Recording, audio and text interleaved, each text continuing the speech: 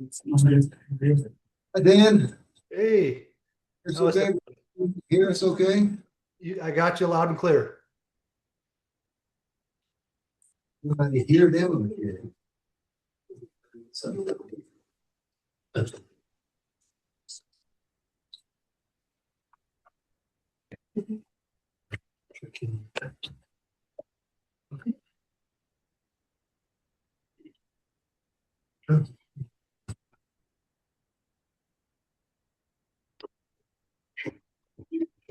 Just like singing and shaking. Okay, I think we'll go ahead and call the meeting to order. We have a quorum. Roxanne is on Zoom and Chris is busy cabin tonight. So we'll have 6 of us here. We have a special tonight. Mrs. Van Slyke and her students are going to sing the national anthem in lieu of the pledge. So.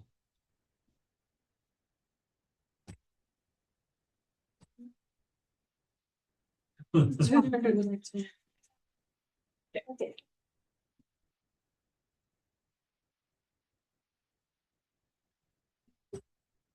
Singing a different key, so that sounded really good. Yeah.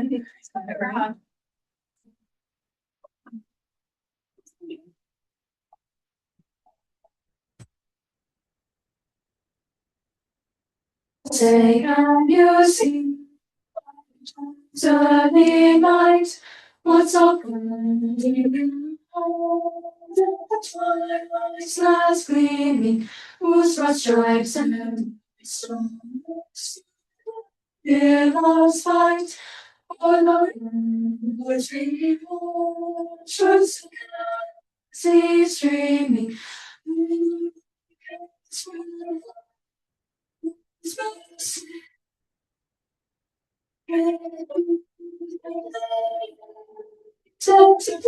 Was still there, for Saint was not so single. So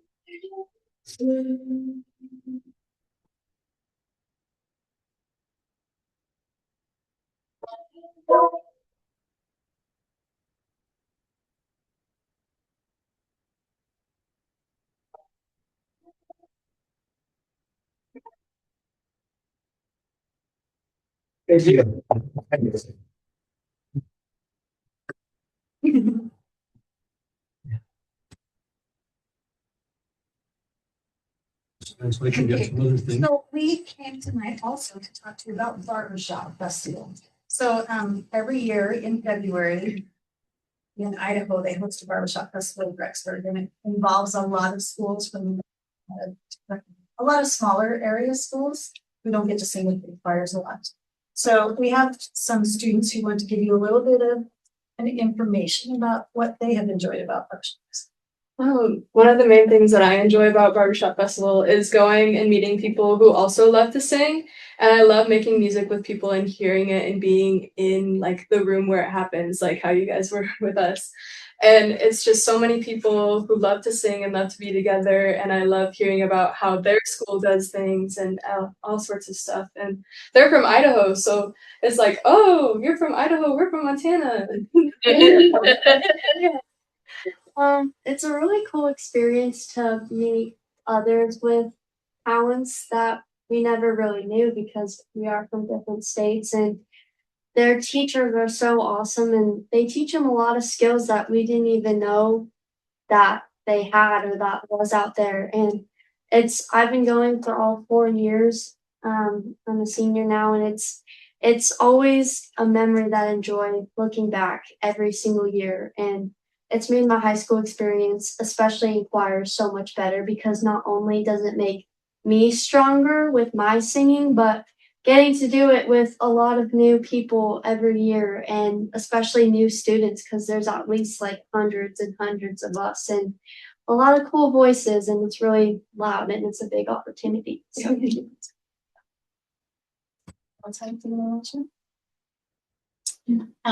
So last year when we were at Barbershop Festival, I don't know if you guys know, Barbershop has a lot of do competitions to try and see who is the best, right? And people do quartets and they do choirs and they do all kinds of things. And once they win the international competition, they're not allowed to compete anymore. Then they become ambassadors for barbershop. So last year we had a group of these ambassadors. They called themselves the Association of International Champions. And they came and made a video last year at our festival to show to the people who donate money to make these festivals possible, because they have them throughout the country, all over the place. But Rexburg is one that has been doing this the longest. So they've had it consistently for 26 years. So they came to record our festival and they talked to some of our kids. We talked to teachers and they made a video and we'd like to show it to you. This is pretty cool.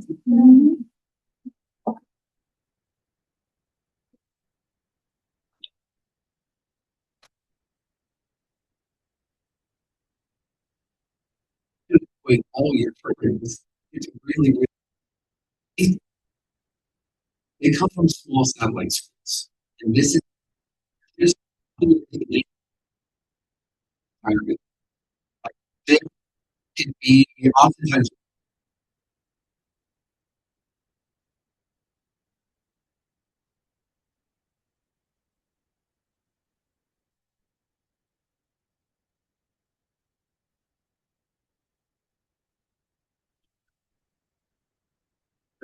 getting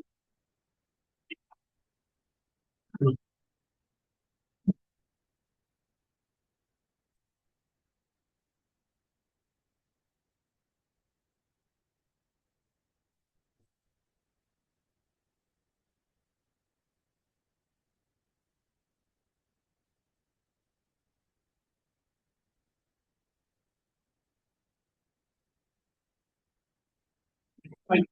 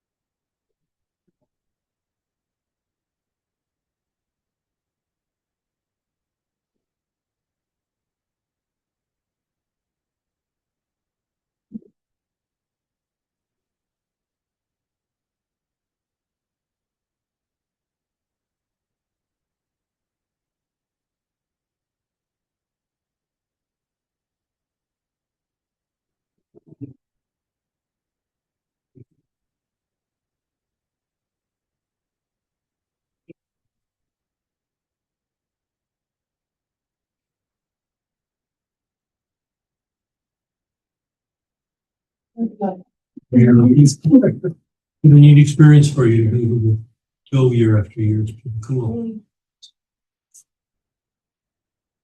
I always wanted to sing anything too. Hey. Great.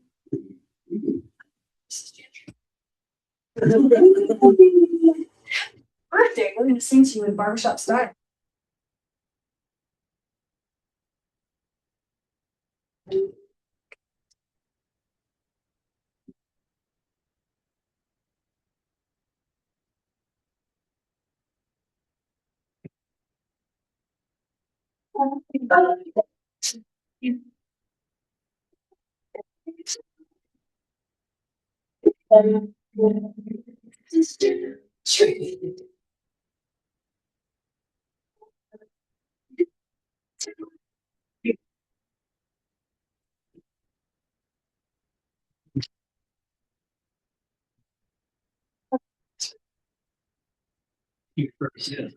Sharing your skills with us. We appreciate it so much.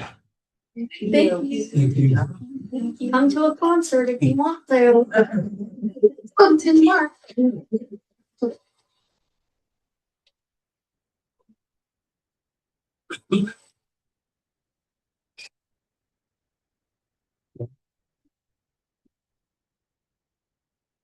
Okay, next we have is introduction of visitors. Mr. Hankins.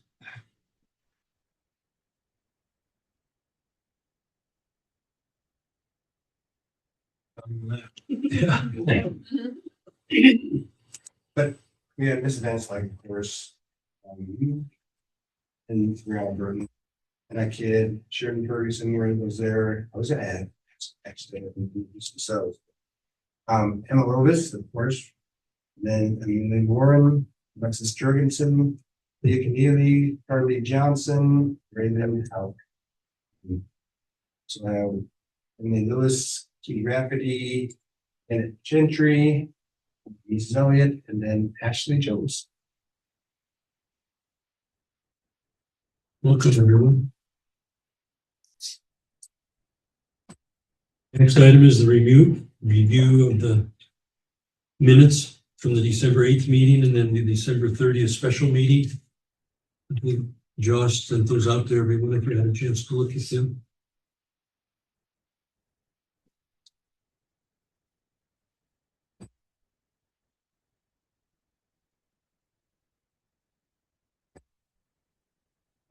December 8th regular meeting and the December 30th meeting.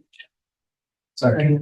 They moved and seconded to approve the minutes from the December 8th and December 30th meeting. Is there any discussion? Seeing none, those in favor say aye. Aye. Aye. Those opposed? Passes unanimously. Next, we have the claims and accounts. Good. We have 8 pages, numbers and accounts, and some of these are kind of starting to become redundant to me. So I'm just gonna kind of go page by page like I have in the past, but if there's something that jumps out at you, just let me know, again, because when I see electric bills, I see gas bills, it just becomes kind of old hat. So is there anything on the first page that you have a question about?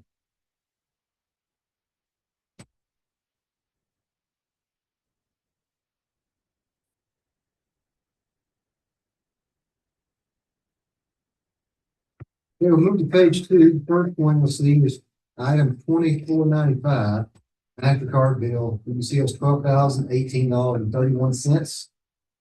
And then you'll start to see some of the same things that, some reoccurring costs that we have on them, especially the bus supplies, maintenance, and things of that nature, and a lot of miscellaneous. Next, there's item toward the middle of page 20496.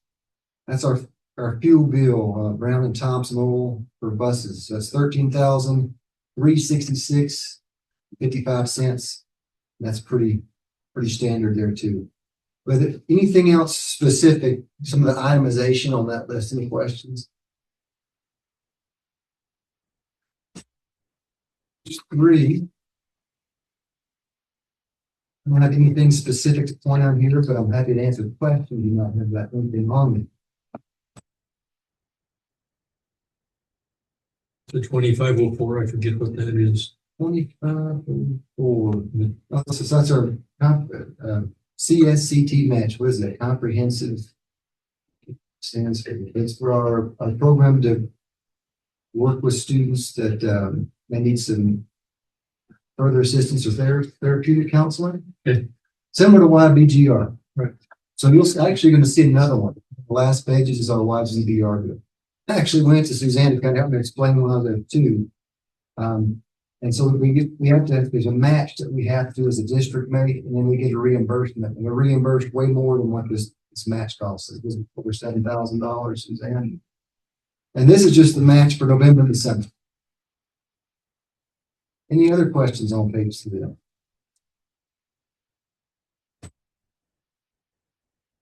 Page 4 then.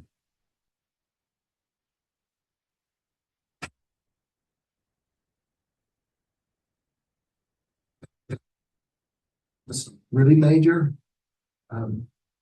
but somewhat costly nonetheless. Nothing that's going to break our transportation budget though.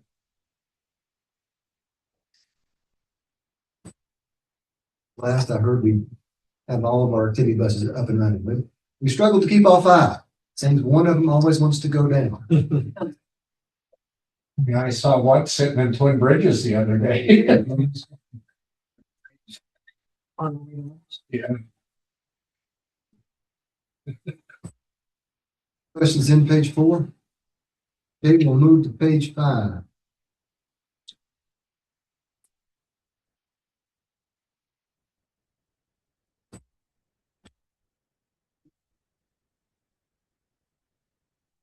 Pretty standard items there.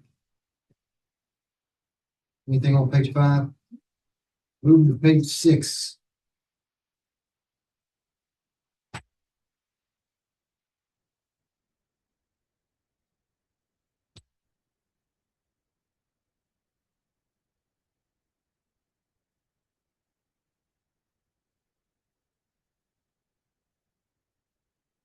Just one odd point I wasn't going to, but I'll point it out. That 2530, very bottom, West Electric. That's for work, that's $1,373.99. That's for work done on the locker room project. And the girls' locker room, so you had some electrical work done, some outlets added to the coach's office, which had like one outlet. Now they have several outlets. And so we had to create a full wall and run some electric there. I think very reasonable price for what we got out of it. Moving on to page 7 then, and there's item 2531, Yellowstone Boys and Girls Ranch. So that's our CSCP again.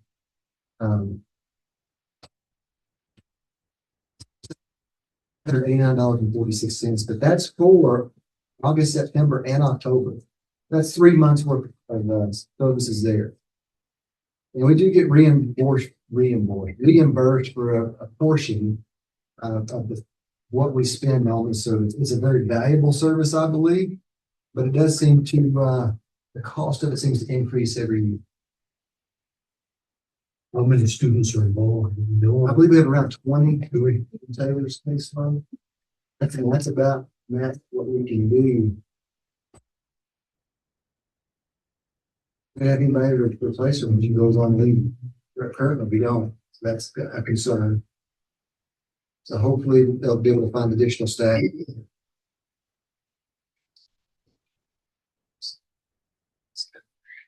Yeah. Anything. I know that we interviewed a person that they're continuing to look.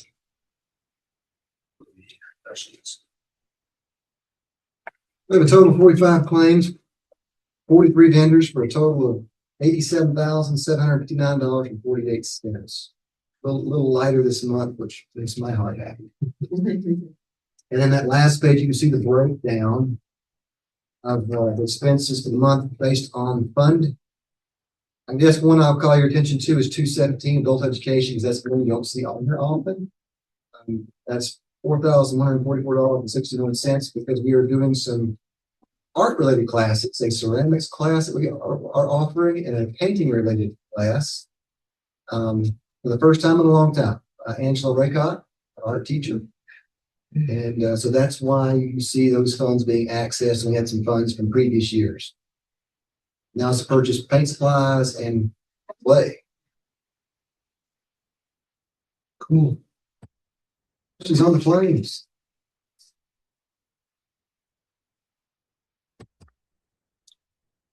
I so moved to pay the claims. Second.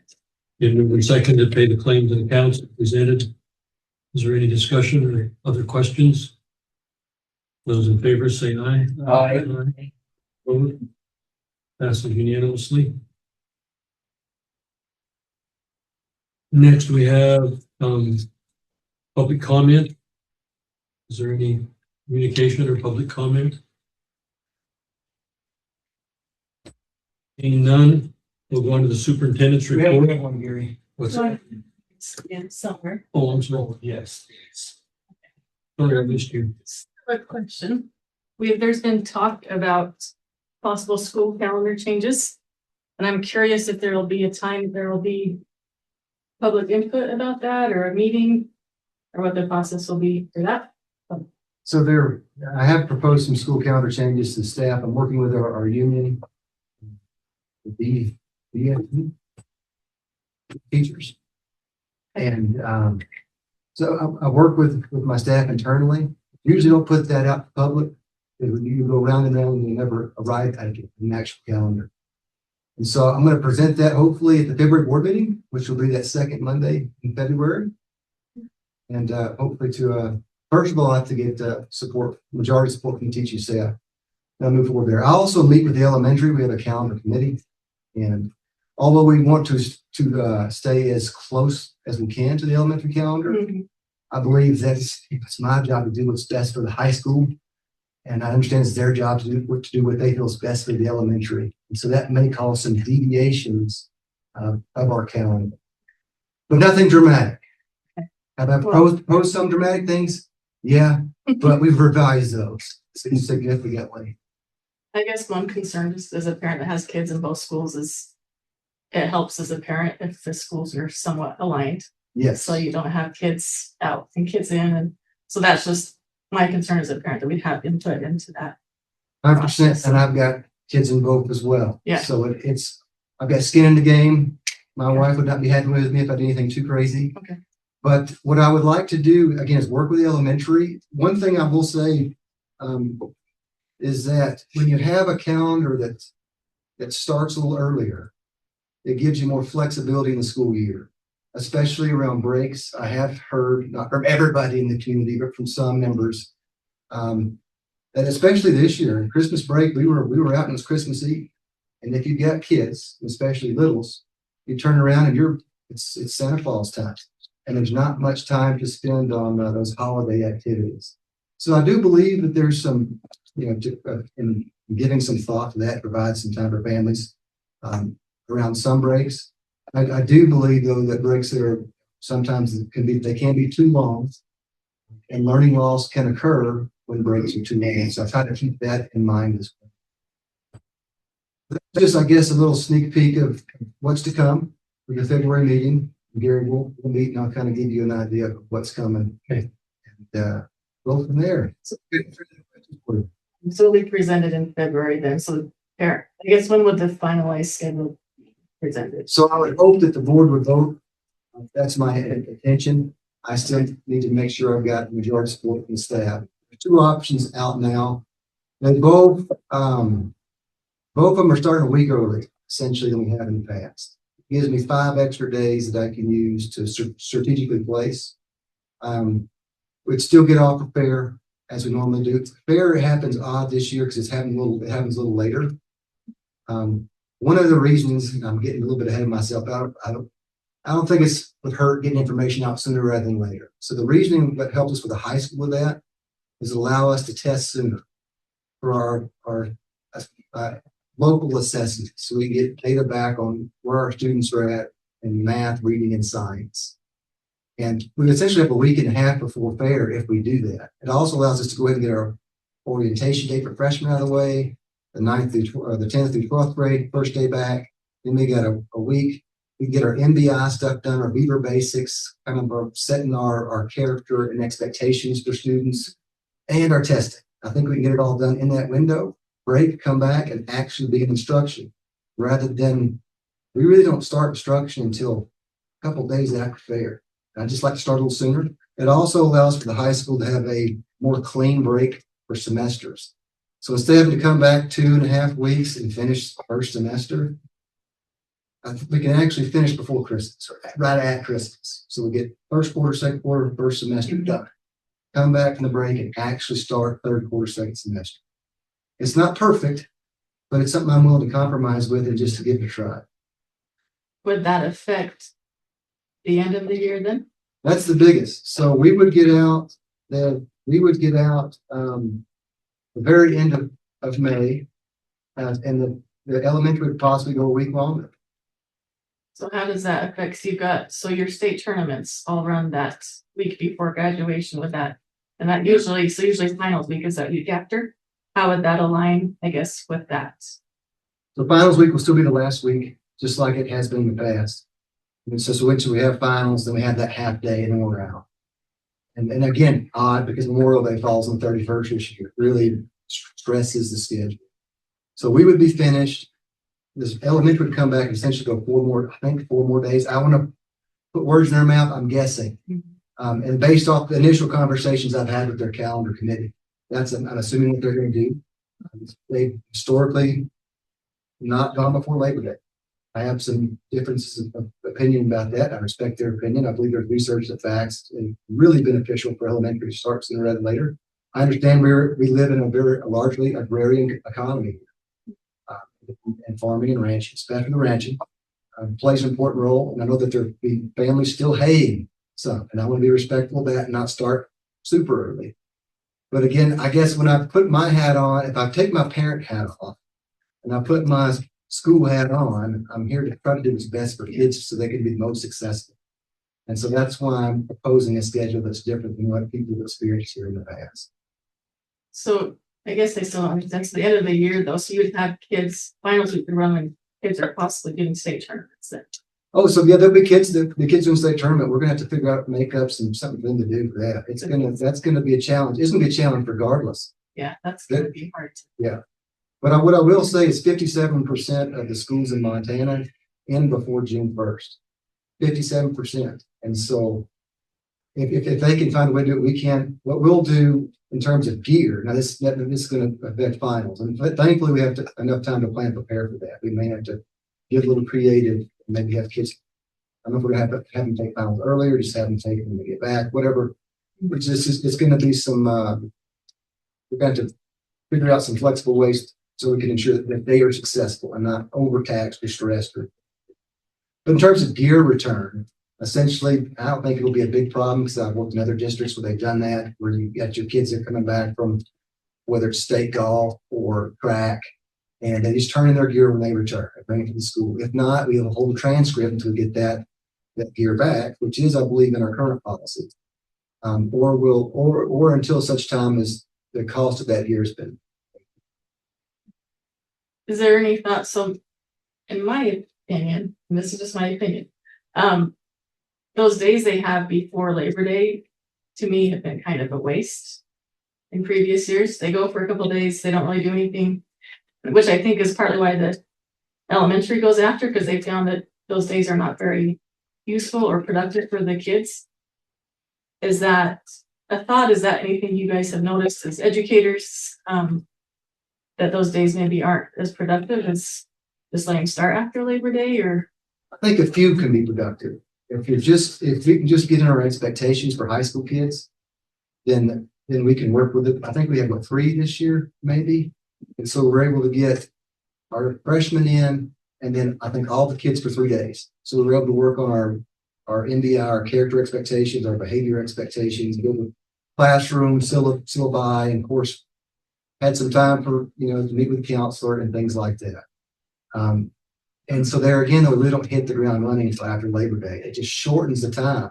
So think about it this way. What time of year do your high stakes assessments usually occur? Those times ever change, whether it's elementary or high school? They don't. There's a certain time of year, right? So if you know that, schools that start earlier have more time to prepare for those assessments than schools that start later. So that's another part of this piece of the strategy behind that. Another thing I mentioned for high school's benefit is our calendars are more closely aligned to post-secondary. Now, I don't know if we'll ever get to as close to starting as when they do, because they start, I believe, many Western folks here. I know their the block system is a little different, but they usually start around closer to the beginning of August, right? And they usually get out, I think semester finals are like first week of December.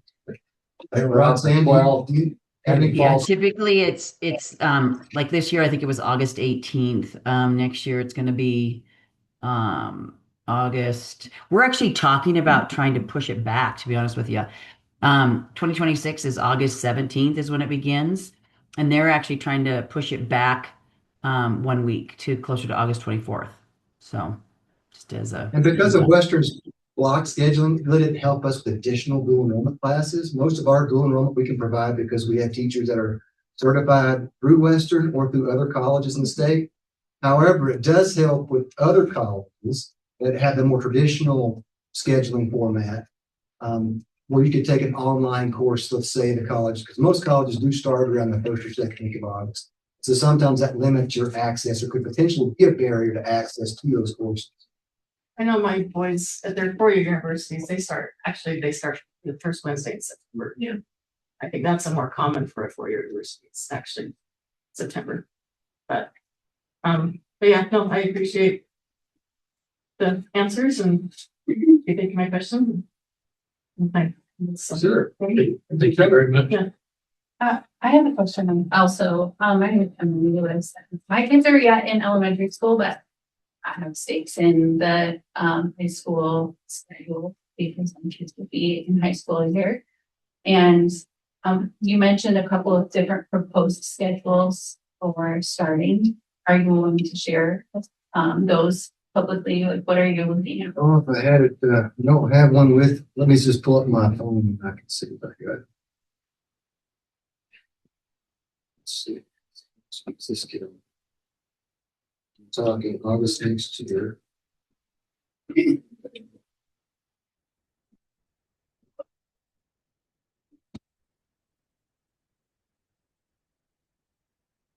Okay, so in both scenarios, not students starting, but teachers. Teachers would start back the 17th, 18th, and 19th. That would be our teacher work days. Correct. I don't always think we'll need 3 days for that, but because we at the high school are transitioning to a new student information system, which will align more with elementary, because I'm sure you're familiar with Infinite Campus. High school's power student. We're shifting the Infinite Campus to more align with the elementary in that way. Really will help us with the data transition from elementary to high school. Freshman's first day will be the 20th. First day for all high school students will be the 21st. So essentially that's Thursday and Friday. Then we have the last week of August, last full week. The 24th to the 28th is the week we're getting the rest of our expectations and MBI, Montana Behavior Initiative, and classroom expectations. We'll take a couple days for that. And then essentially we'll have about a week, about 5 days, 6 days to do our MAPS testing before we break. I believe it is the 3rd and 4th for fair days. Because Labor Day is the 2nd. So we'll be off 3rd, 4th, and the 7th. And so that's how the start of the school year is. Thank you.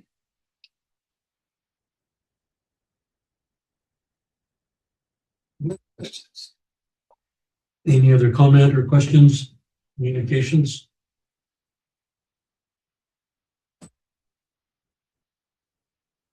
Superintendent's report.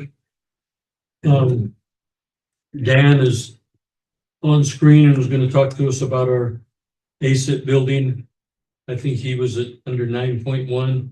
If that's okay, I'd like to move Dan up to right now, if that's okay, Josh. Works for me. Dan, can you hear us okay? I can, yes. Yeah, So Dan, I printed out that agenda 1 and all the trustees have a copy of that. Oh, okay. Great. I sent in today just a draft or an example of the typical monthly report that I'll send, or when there's decisions or discussions about scopes that they need to be present. But that'll be a typical kind of format of my agenda, just for your guys' information. As we have more information, those things will start to get filled up, and that'll be a record of our documentation from what I see on site. And as the contractor becomes engaged, we'll have more data from our weekly meetings, photos, drawings, pay applications. So that's just a format I wanted to get in front of you to share. But what the item for 9.1 is, we have received a draft contract from Langless. There's comments that I have that I've been, over the last week and a half, I've been going through it, making notes, suggestions based on other contracts that we've had. Mainly the biggest one is in the, it's item 12.1, which is the legal, if we have any conflicts, and it's obviously a little sensitive with our current project that we're working on. But I'm putting the language in that it's more consistent with what the state of Montana guides, as well as other private legal for schools. So I've got some notes, but tonight what I was hoping to do is have the Board of Trustees give authority to the board chair that once all those revisions have been made and accepted by both parties to give authority to, Gary Love to make that official with a signature. So basically giving him authority to sign that contract once legal counsel has given approval from your side. And I've already let Langless know there's revisions that are going to be coming, but really it's so that we can kind of finish dotting the I's and crossing the T's on that contract. So that's what 9.1 was for, is just to give the board chair or somebody within that facilities group the authority to sign the final contract once legal counsel has approved it. Okay. Anybody have any questions of Dan? And what this is, sorry, just to add on to it, these are the T's and C's, and really what we're approving is the pre-construction services only. And we will come back to an addendum that will come to the full board once we actually have a guaranteed maximum price for the solutions that have been designed. So there will be another step in that before they would start construction. If our budgeting exceeds what we have funding for, we don't have any obligation beyond this pre-construction work. And we may have to look at going back to the drawing board and figuring out what the solution, and if there's a different partner that we have to move on with. So it's just this initial phase, which is to do the design and get to that guarantee maximum price. Then we'd have an addendum that would come back in front of this full board for final approval.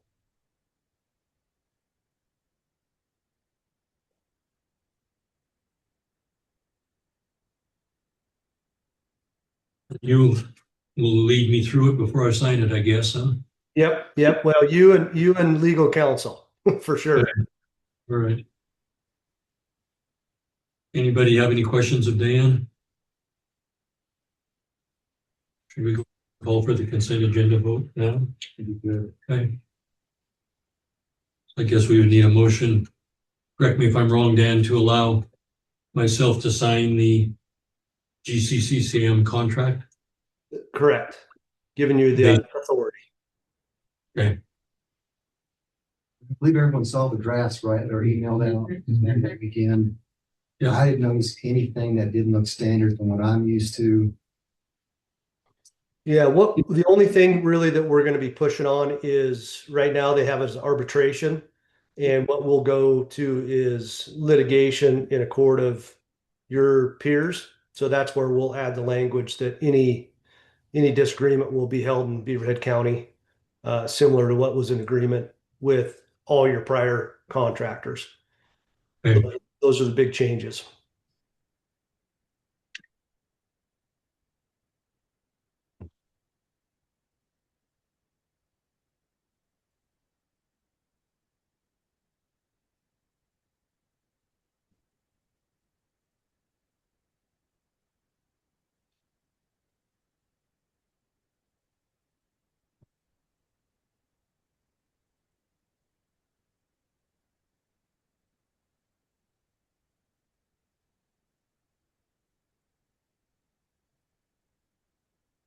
So you're looking for a motion to give you, Gary, the authority to sign a finalized contract after it's been reviewed By Dan and yourself and legal counsel. I would make that point. Seconded to allow Gary Love to sign the contract with Langless based on Dan's recommendation and our legal counsel's approval, and also Josh's approval of looking at it. Is there any other discussion? Those in favor say aye. Aye. Those opposed? Passes unanimously. Thank you, Dan, for doing that. You bet. Anything else you need to update us on or talk about? No, the only other thing, just on a quick update, Dr. Patterson was able to give me some dates. We're going to be shooting to be on site February 4th with the design and the contracting team to help finalize scopes that afternoon. I believe it's a half day for students and staff. So we would try to minimize any disruption I'll finalize that and coordinate that with the district before we put a final schedule together. But and then I would anticipate providing a written report for the board for an update for your next board meeting. Okay.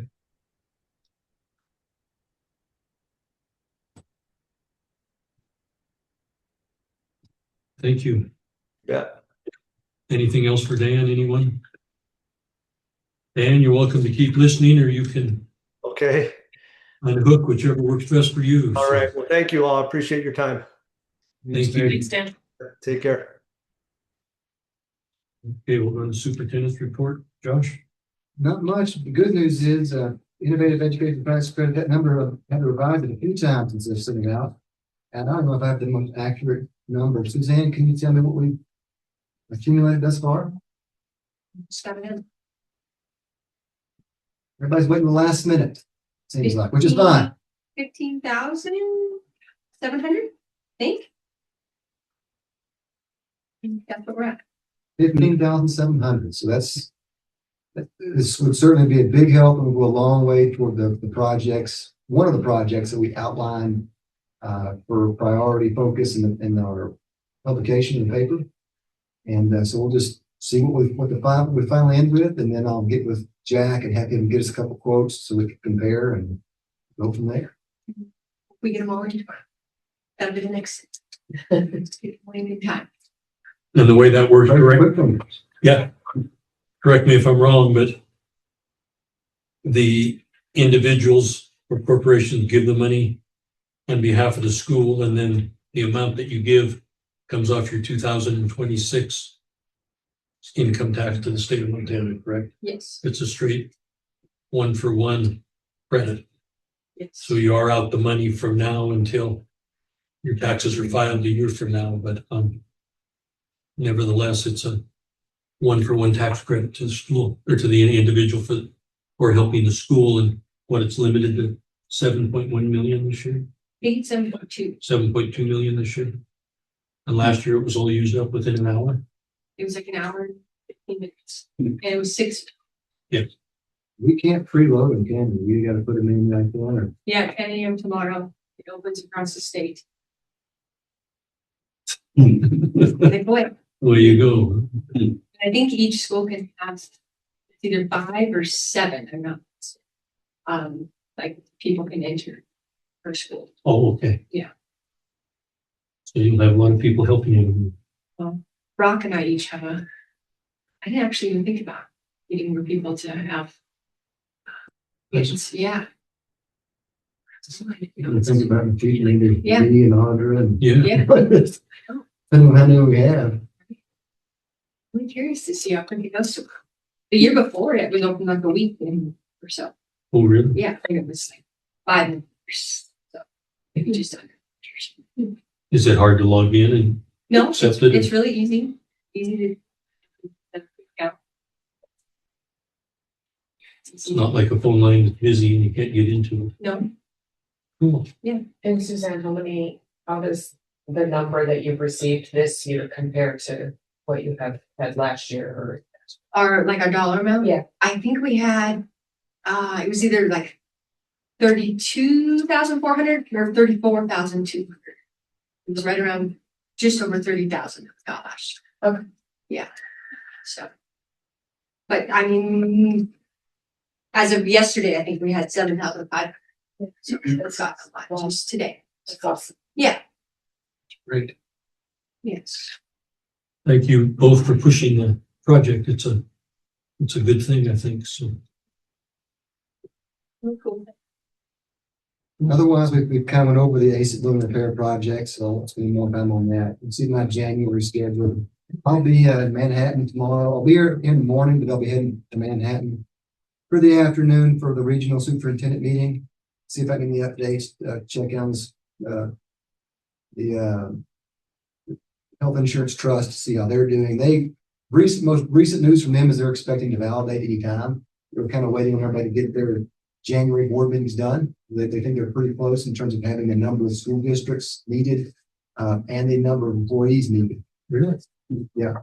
And so it's something we're paying attention to. I've been in conversations with BTF President John Hanson. I know he's talking with them, and I think they're gonna maybe have a decision on which direction they want to go here in the near future. Maybe even by the February board meeting.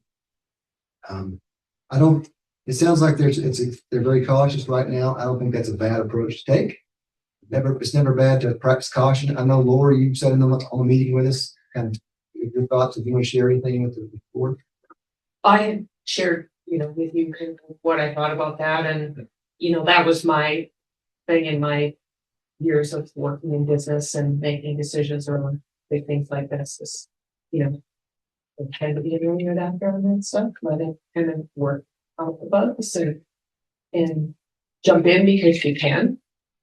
It just makes me a little nervous that they're looking for people to make commitments they can't. While they think they have a lot of information, they can't give you any guarantees on anything, and you're locked in. That would make me a little bit nervous, but I don't have a lot of history with what the school has done in the past and the work that has been done in the past, and so it's have a lot of things to compare to just looking at what they're saying and what they're offering. There's some things that would make me a little bit nervous, but I also know that there's a lot of other schools that are going in that direction, and they're making decisions with a lot of good information. So I should mention that District 10 has committed. Okay. Yeah. That's what I've been told. I hadn't had a chance to speak with Randy about it personally yet, but I've told him that they have committed to join the new Health Alliance Trust. Again, although we may not be on the same page as District 10, it doesn't mean we might eventually get there. And so I don't think it's totally negative if the high school district decided to be cautious for some time. Sometimes that's just the way it goes. And they've still kind of pushed the deadline further out, but we still have some time to decide. I think March 1st, I think is like the deadline for them to validate it. Okay. But I'm surprised I haven't heard anything from them yet because our board meeting this month is kind of late. So maybe they're still trying to work on a few stragglers. I think last I spoke to them, which was a week or two ago, they had all the AA's safe too. And I can't remember which two they were, but you can imagine that's a lot of employees, and that would maybe push them over the top. So that may be what they're waiting on, to get a couple of those last couple AA's on board. And it's still two separate groups, the AA or one group and everybody else is in there. The AA, there's a couple A's that are in there with, I can't remember which one, but there's a couple A's that are in that bigger tier. Oh, really? Okay. But there's 2 tiers. Yeah, 2 tiers. Other than that, late January 26th and 27th, I'll be in Bozeman for the Montana's Principals Conference. And then I've got another calendar committee meeting scheduled for the 28th at District 10. A lot of that depends on what we get accomplished before then, so that may have to be rescheduled, depending on feedback from the FT. Any questions? Super report. Anyone else have any questions? We'll go on to the action items then. This is a district report. Okay. Yeah. Yeah, we probably should do that, shouldn't we? Yeah. That would be good. Sorry about that. That's all right.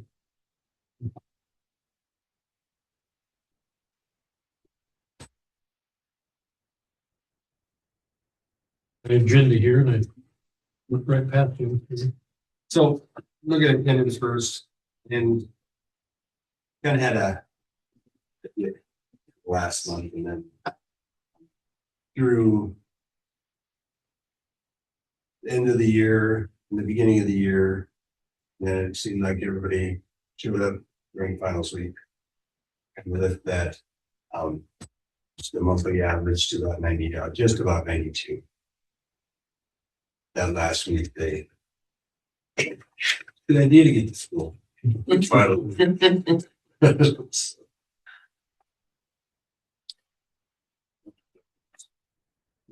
that.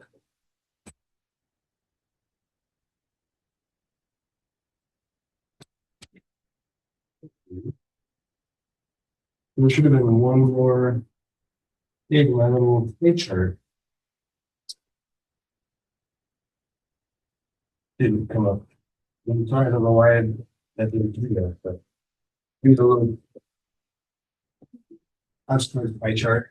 And so once again, we're at like 65% of all the behavior issues, incidents are parties. The number 2 is cell phones at 11.8%.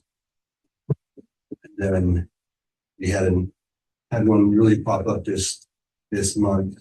There is quite a few students, 5 students that are not using their bus cards.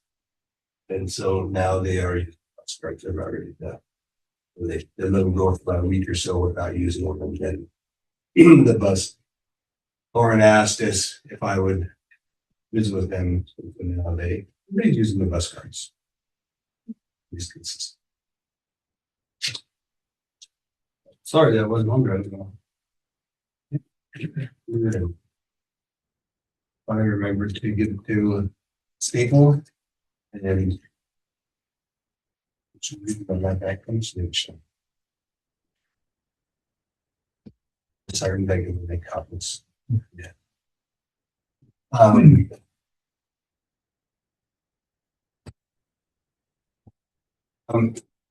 Then I've been pondering something for quite a while. Decided that I would hand in the letter to Mr. Patterson today that says I am going to retire at the end of this school year. Tough decision, but I've thought about it and kind of what's best for my family. Basically started my career here in Beaver County High School and it's in my educational career here. And it's going to be interesting, to actually be a parent only. And so bittersweet, but something that I think it's time. 8 years, 2 years as a principal.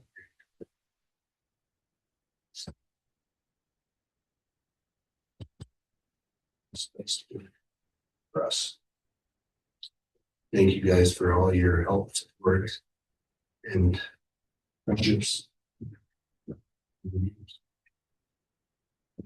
Great students and faculty and not obviously community. It's phenomenal. Very fortunate to be a part of it. Thank you for the years you put in. As Rob and I spoke this afternoon on the phone. Like I told him, he did a great job when he was here the first time as a math teacher and tennis coach, weren't you? And then left. Volleyball. Yep, volleyball. Yeah, that's right. Yeah. Were you here 3 years the first time?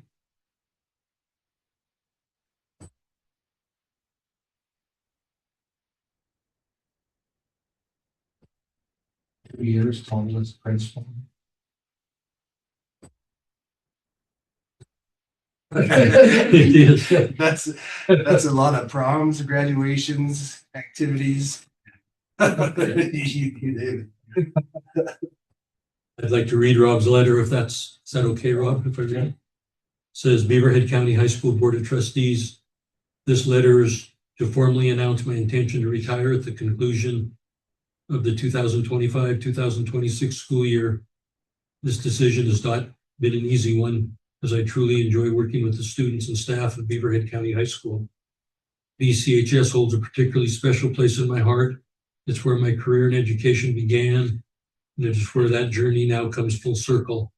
I'm sincerely grateful for the opportunities, support, and relationships that have shaped both the beginning and the end of my professional career. The staff, students, and community of Beaverhead County High School have had a lasting impact on me, and I will always be proud to have been part of this school.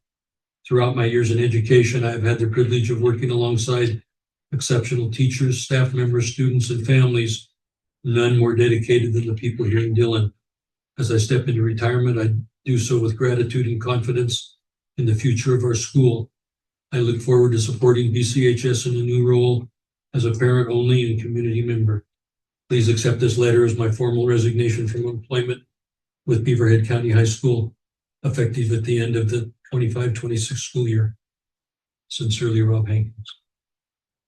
Rob, I'd like to thank you for stepping in and helping us like you did, and you've been a valued asset, both first time and the second time, and appreciate all you've done, and we wish you and Jana and Conley the best, so. Not going very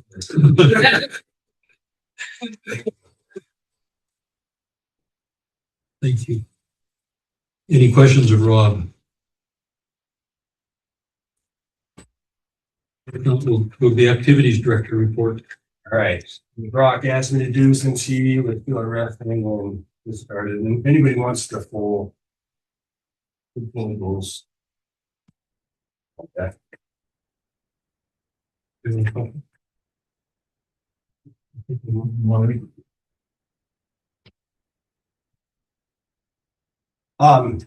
So there were several proposals, and that was just last weekend and Monday. They actually did on Monday. The first proposal was by law that we talked about non-member schools that I think we're going to, anyhow, they withdrew that one because the non-member schools.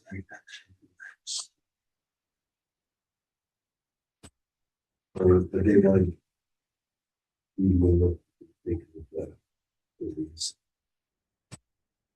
but anyhow, it's pretty interesting because all the schools in the state send their activity directors and some administrators go, and they all discuss these proposals and they have a big variety of interests. You know, if you look at number 2, it says the 6-player playoff, how they split the profits.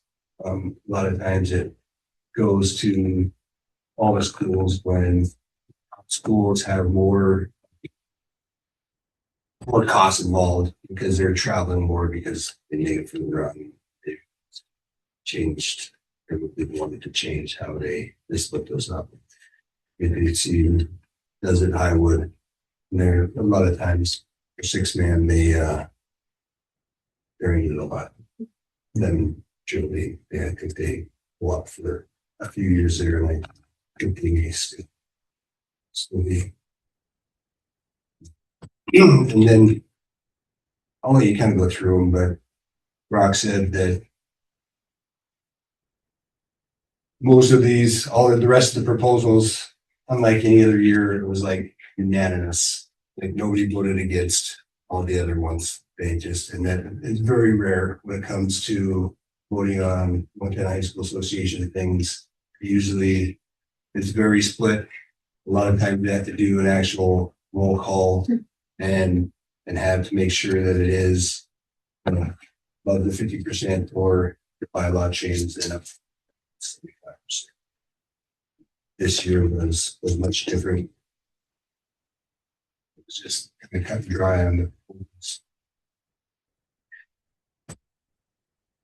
And for activities, we're right in the thick of things. Had a wrestling tonight, wrestling match tonight. It was going to be Butte and Livingston. Livingston last week decided to not attend for whatever reason. I didn't give a very strong reason, but that's in full swing. Obviously, basketballs are also in full swing. We'll have a home game this weekend. And actually, our wrestlers go to Hedgehog Saturday. What is your divisional wrestling? It's That is last weekend in January, the 14th October. Bumped state wrestling back. Usually that's the wrestling through people. They're all in state wrestling during Wednesday. This year. The 21st, isn't it? If you've ever been in state wrestling, and actually me back up a little bit. So divisional wrestling will be hosted here. Guys are Well, that's interested in right. attending. Make sure you come. So you're absolutely, it's a an event. In buildings. These buildings. Away for the past, 15, 20 years. I think there's only been 1 year where they haven't sit there, and that's because it was under construction. Division wrestling, what weekend? Yeah.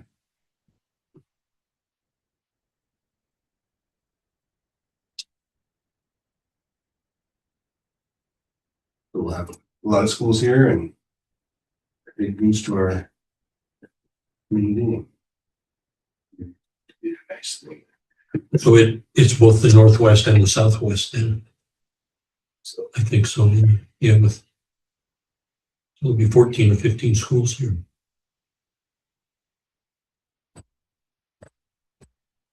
Wow. Keep on buses. But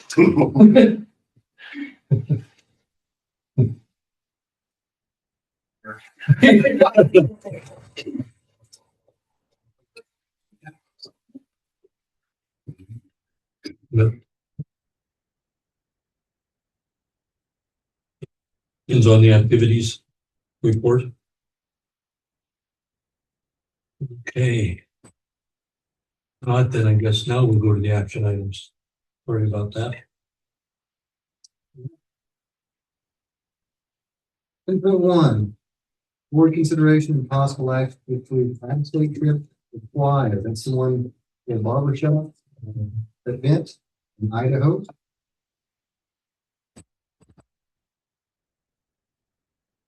It's in February. Right?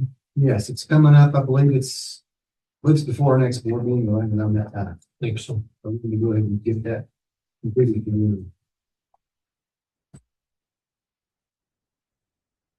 Move to approve the on-state trip required to. Second. Been moved and seconded to approve the out-of-state trip for the choir to go to Rexburg. Is there any discussion?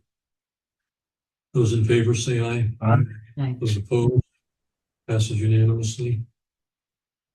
Item 10.2, board consideration and possible action to approve the BCHS FFA members to attend the annual FFA alumni auction at UMW, which I believe we have done in the past, but needs board approval.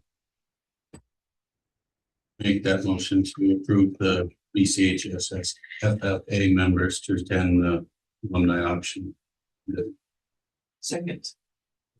Been moved and seconded to approve the BCHS FFA members to attend the annual alumni auction at Western. Is there any discussion?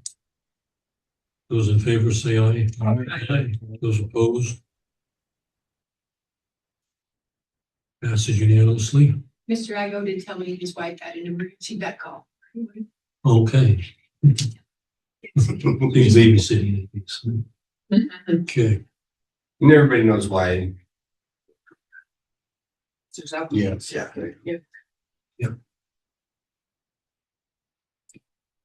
Okay, next item, there's a supporting document, the board docket 10.3.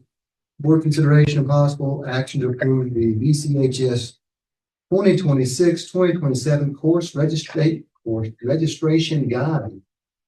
And so rather than print out the entire guide for you, I've just gotten Ms. Rouse of School Guidance Council to kind of give me the highlights of the changes that she worked on in conjunction with myself and feedback from Ms. Ferris in the administrative office, just to kind of get some ideas of what would be worth changing, what wouldn't be changing. So a couple things. Number one, can everybody see the one I'm talking about? I have a copy of that. Okay.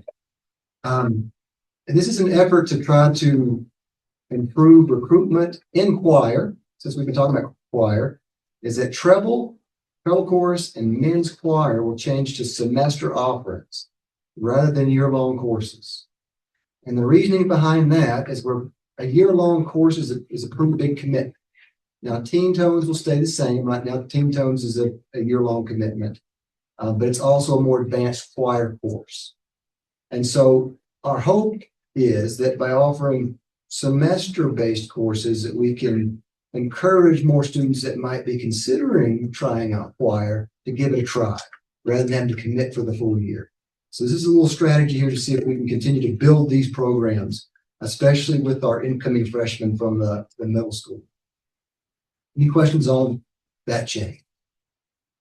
Okay, 2, PE, we're letting go of the Fitness for Life course because there just has not been enough interest in it. And so we're only going to offer health enhancement and physical fitness. Those are by far and away the most popular courses. And until such time as it seems like there's enough interest to offer something else, I see no other reason to do so. Questions on those?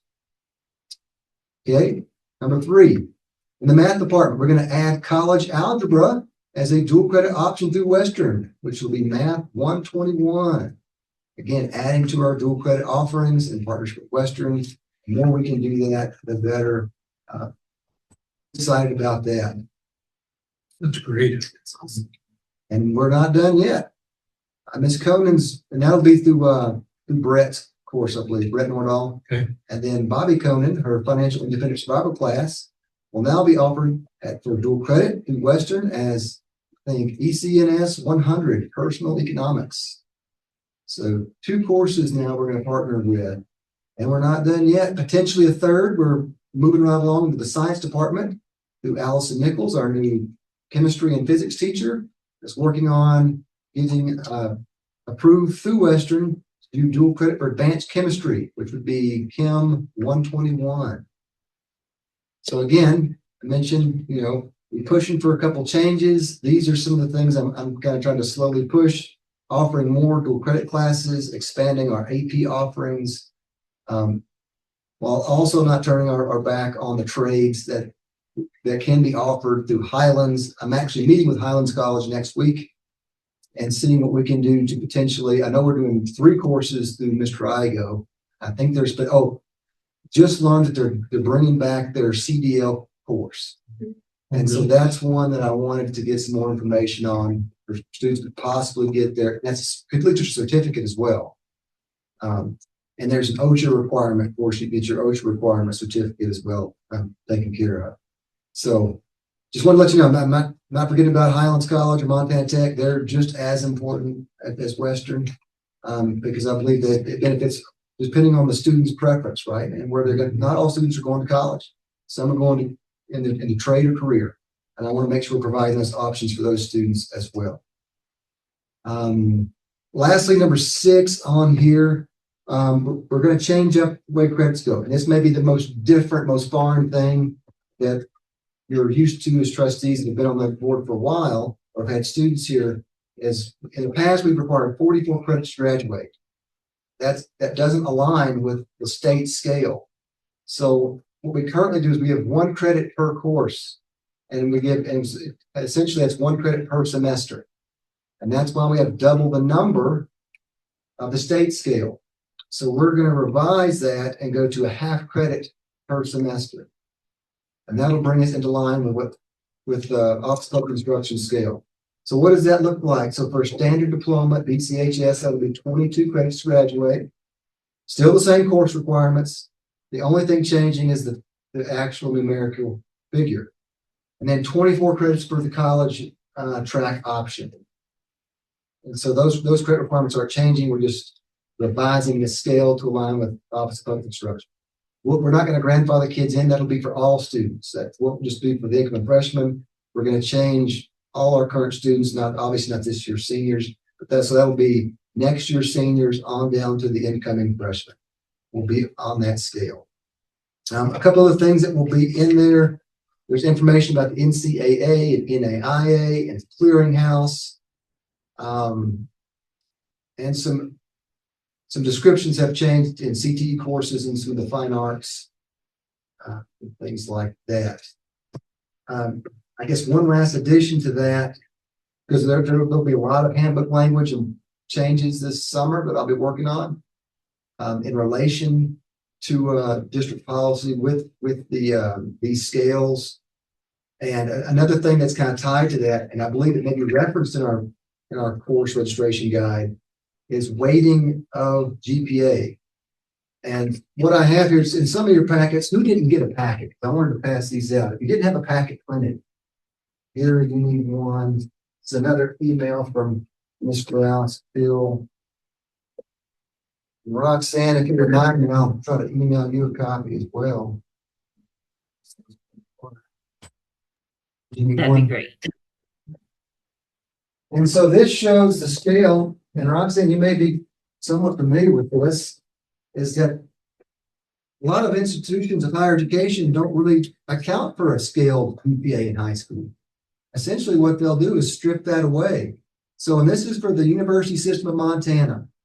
You can see the unweighted on the top and the weighted below. And what you'll see is when John gets a 4.0, he's awarded 30 points. Well, in the weighted example, a 4.4 still only gets you 30 points, doesn't get you any additional. Now you can look at Carol, and she got a 3.987. Well, they round up. So she gets the 4.0 and 30 points. But now look down at Carol and weighted, 4.3. That sounds like a better GPA, but they only give her 29 points.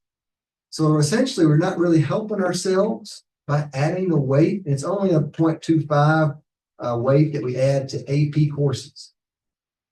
And so the conclusion that Ms. Rouse and I came to is to move back to a traditional 4.0 grade scale without adding any weight to these extra classes, because we believe it's going to benefit our students more than the potential points they can gain toward college acceptance than adding the weighted ones. Seems to kind of convolute it somewhat. Now, the way that works, just so everybody's familiar, is you take your GPA and that's added to your ACT composite score. And I can't remember what the cut score is, but I believe it's like 54 to 57, something like that. It's like the goal score that they want you to have between your GPA and your ACT composite for most institutions here in the university system.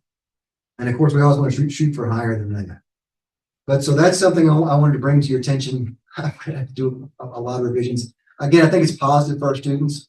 I understand why they wanted to potentially put the weighting on, because I feel like, yes, you want to reward students for taking those more challenging courses, but if it's actually potentially hurting them, I don't think we need to do it.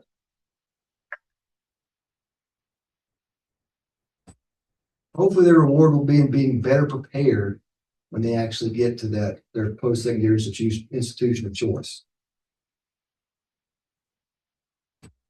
So if we change this, then the student that had straight A's would have the same GPA, whether they took AP classes or Purdue credit classes.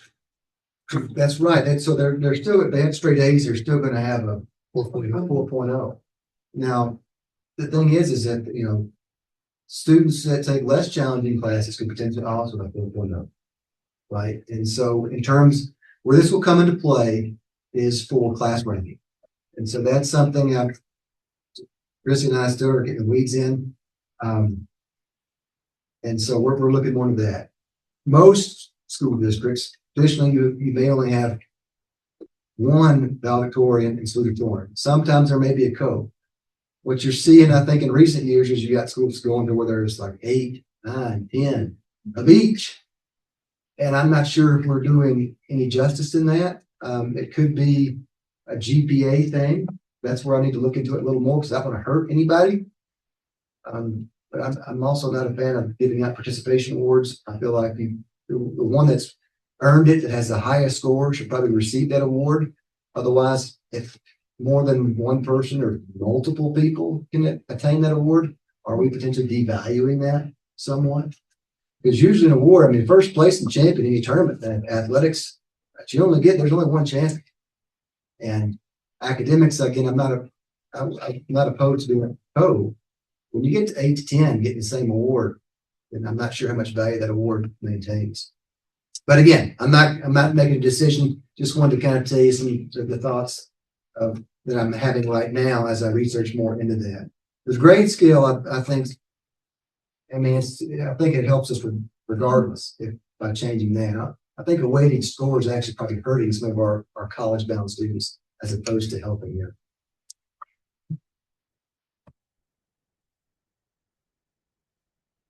It's about the course guide. Most of it's positive news, not too much controversial.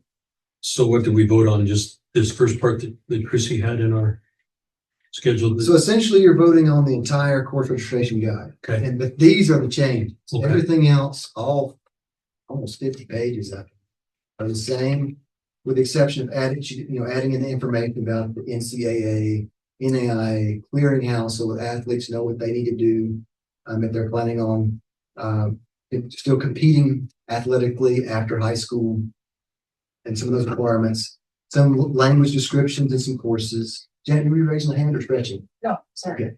Okay. Oh, maybe I was leaving something out about geometry.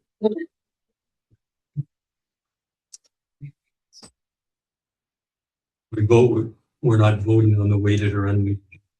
No. I mean, that'll be a part of it, because I believe it's part of the course registration. It's mentioned in it. Okay. I'll also have to change again handbook language for this. I mean, look at our some board policies to change numbers within that.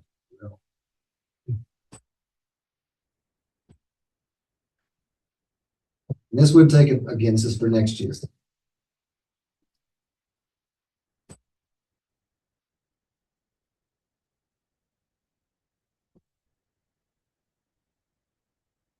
Or if someone would like to, we need a motion to approve the tentative BCHS 26-27 course registration guide. I'll make that motion. Second.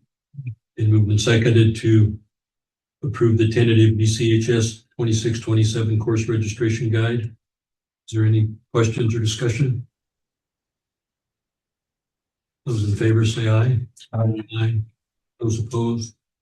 Passes unanimously.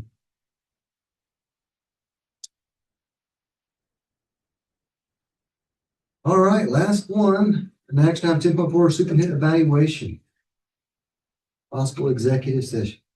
Okay, each year in January, we have the evaluation of the superintendent. It's the superintendent's option as to whether he'd like it to be a public session or an executive session. Mr. Patterson, which do you prefer to do executive session?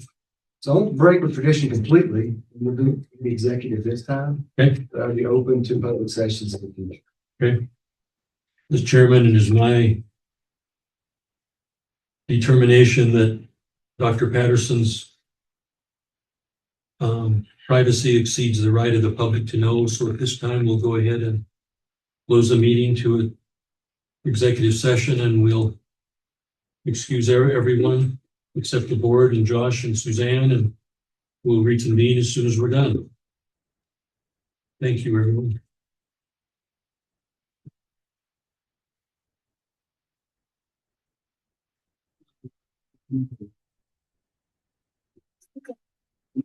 Marty, these are your shoes, honey. Yes, they are.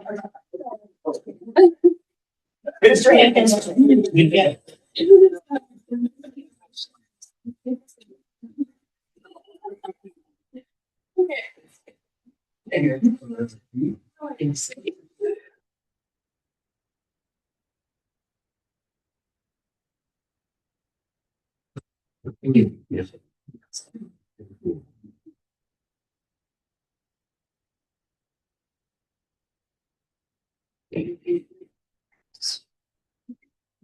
Sorry, I'm getting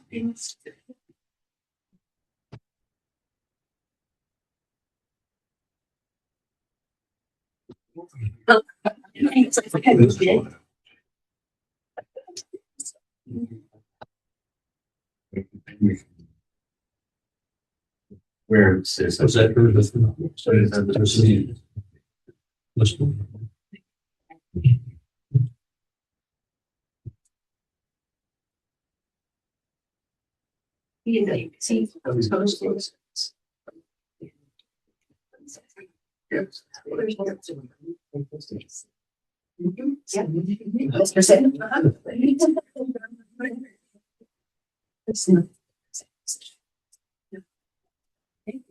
Good, guys, thank you. That's true. Thank you. About this, position.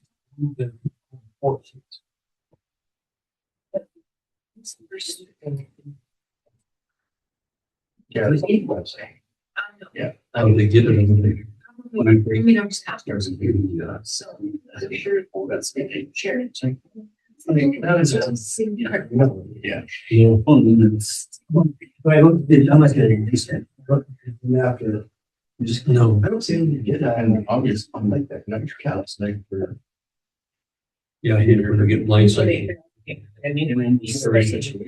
thank you.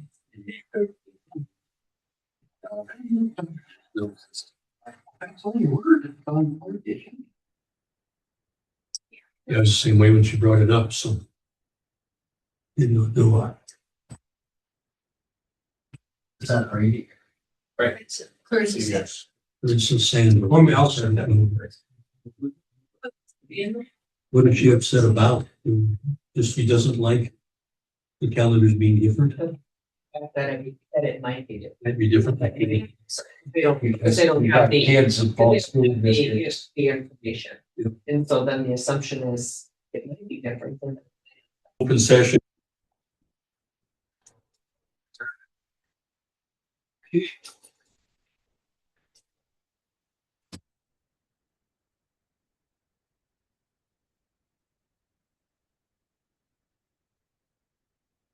They left. A little bit mad, I guess. Okay, open the meeting back to, or reconvene the meeting to open session. Yeah. Do we need a motion to approve what we did in the executive session? We do, don't we? The minutes? Yeah. Yes. Okay. Somebody make a motion. Approve the minutes. Second. Been moved and seconded to approve the minutes from executive session. Discussion. Those in favor, say aye. Aye. Those opposed, passes unanimously. In executive session, we met with Dr. Patterson on his evaluation. We all felt that Josh meets the expectations of a superintendent of Beaverhead County High School. We had a good discussion and we all felt that Josh is doing a very admirable job as superintendent of the school and would be the recommendation or my recommendation if someone would like to make a motion to extend Josh's contract by 1 year, so he would be under a 2-year contract if someone would care to make that motion. I'll make the motion to extend the contract by 1 year. Second. Been moved and seconded to extend Dr. Patterson's contract for 1 year, so he'll be under contract for a total of 2 years. Any discussion? Those in favor say aye. Aye. Those opposed, same. Passes unanimously. Thank you. Thank you. Our next meeting will be February 9th at 7 p.m. on Monday. I appreciate everyone for having this meeting. A week later, I was in Maui for 2 weeks, which was pretty nice. Yeah. I'm very envious. Yeah. A good time was had by all, that's for sure. No. I'm not much of a water person. Go walk on the beach a couple times every day, and that's about as close as I get. Got to watch the Bobcat game, though. It was on ESPN over there. So. Anyway, if someone wants to move to adjourn the meeting, we'll get her done. So move to adjourn the meeting. Moved and seconded to adjourn. Those in favor, say aye. Aye. Aye. Those opposed. Thank you, everyone. You were in Deer Lodge